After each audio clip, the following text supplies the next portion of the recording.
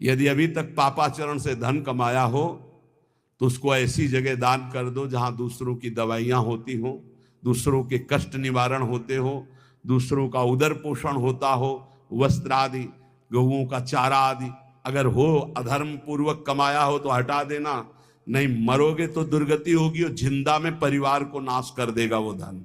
लिख लो हमारे शब्द, जिंदा में जिनके लिए तुम एकत्रित किया उनका नाश करेगा, बुद्धि का नाश, स्वास्थ्य का नाश, तांडव मचाएगा घर में अधर्म का धन, और मरोगे तब कह रहे कि तुम्हारी दुर्गति कर देगा। वही अधर्म का कमाया धन यहां बैंक में रह जाएगा, उसका कमाने का जो कर्म था वो तुम्हारी दुर्गति कर देगा।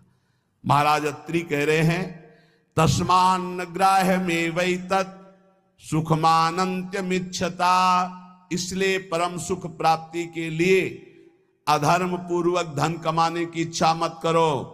अनंत महिमा में भगवान ने धर्म की स्थापना की, पहले धर्म फिर धन, धर्म अर्थ काम मोक्ष, पहले धर्म, धर्म को आगे रख करके धन कमाओ। पहले था चाहे प्राण चले जाए धर्म नहीं जाना चाहिए। देखा महापुरुषों को, गुरुजनों को, प्राणों की बाजी लगा दी, शहीद हो गए अपने राष्ट्र पर, अपने धर्म पर, अपने भगवत भाव पर।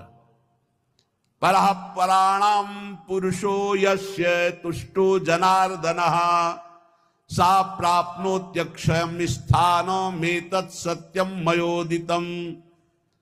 इस माया से परे परमात्मा है, वह परम पुरुष जनार्दन श्री कृष्ण जिस कार्य से, जिससे संतुष्ट हो गया वही परम सुखी, वही परम धनवान, वही अक्षय पद को प्राप्त करता है। मैं सत्य सत्य सत्य कहता हूं।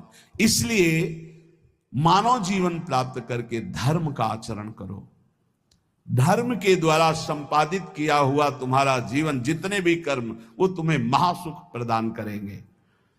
ना गुणान गुणिनो हंति स्तौति मंद गुणानपि नान्य दोषेषु रमते सानसूया प्रकीर्तिताः।